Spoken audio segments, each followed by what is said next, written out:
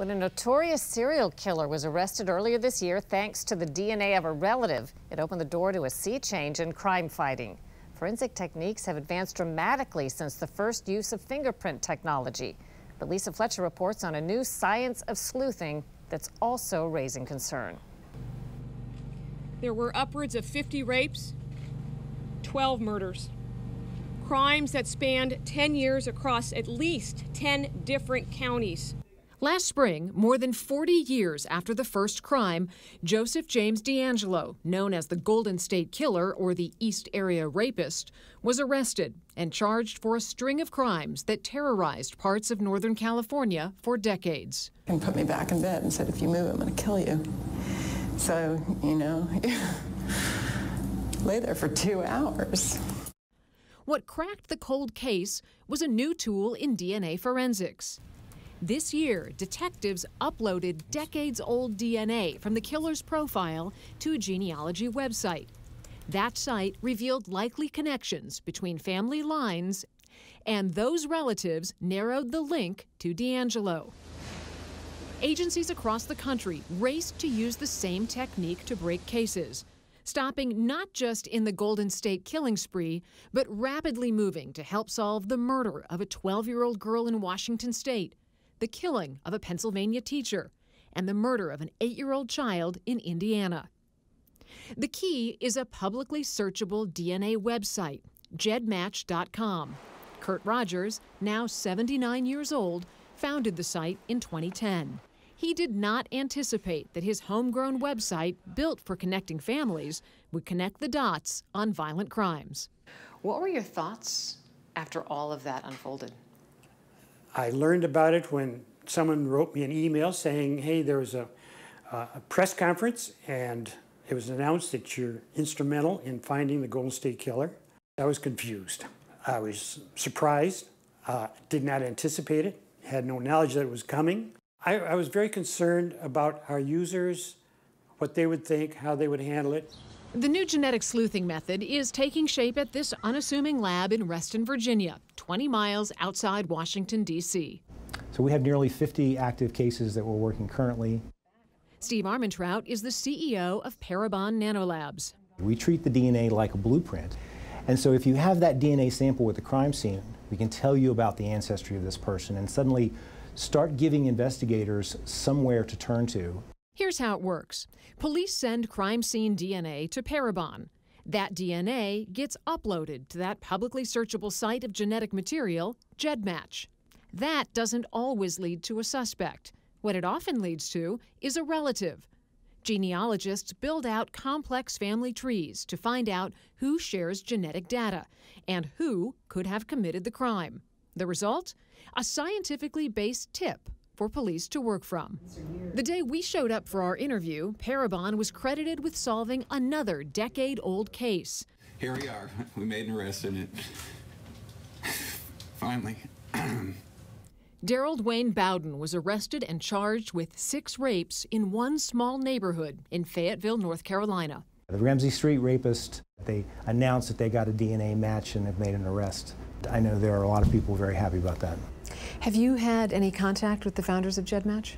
We were in touch with them before the Golden State Killer. They've been aware of our activities from the get-go, and they have been nothing but supportive. Have you been supportive of them from the beginning? I knew of them, nothing deep. Obviously, after the Golden State Killer, and they were mentioned not as part of that particular case, but for other cases, then I got to know them much better. And yeah, there's no way we can prevent them from doing it. I would much rather work with them than be fighting with them. So we get along. GEDmatch, unlike other big players like 23andMe and Ancestry.com, allows law enforcement to search its site. It's explained in clear terms in the user agreement. Quote, in the end, if you require absolute privacy and security, you agree that you will not provide your personal information, raw data, or genealogy data to GEDmatch. End quote. I'm sure we scared people away because we were much stronger on saying, hey, if you got any concerns, don't use GEDmatch. Even if you decide not to use GEDmatch, there's a good chance a distant relative has. Rogers estimates an average person has 25 to 30 third cousins on the site. According to a recent study published in the journal Science, that means about 60% of white Americans could be identified without ever having uploaded their own DNA.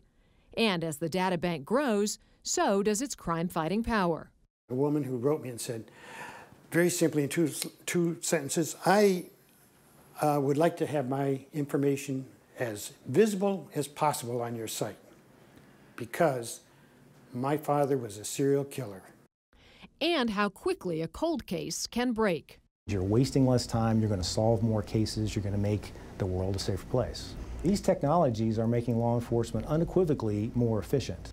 If efficiency of law enforcement investigations is our only concern, well, there's a few countries in the world that abide by that principle, but I dare say we're not interested in the law enforcement values of Russia, China, North Korea, or Iran. Attorney Steve Mercer has been a law professor for 15 years. He's concerned about the explosion of private DNA databanks being searched by police.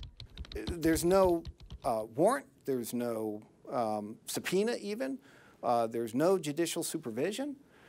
Even if a family member is the one who puts it up, that should not be left to the self-regulation of law enforcement, because in the competitive business of law enforcement, they're going to push the envelope.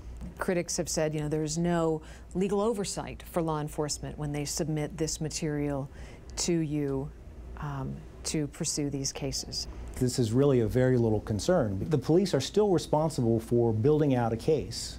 So when we give them information, they're going to go conduct their own investigation. But in these times, when science and technology seems to be expanding at an ever-increasing rate, Rogers, in a sense the grandfather of DNA databases, has concerns. You had wrestled with the idea of this being used as a law enforcement tool early on. Are you still wrestling with that? I'm uncomfortable not because of privacy. I'm uncomfortable because of expectations that the people have when they put their data on GEDmatch. I don't want to violate that expectation. And a footnote, Parabon charges law enforcement $5,000 per case. Kurt Rogers, who started GEDmatch, makes no money when his site is used to fight crime. So do these cases hold up in court? Well, this is all happening in real time. The courts have never ruled on whether searching these genetic databases is a violation of the Fourth Amendment. Very interesting. Great report. Thanks.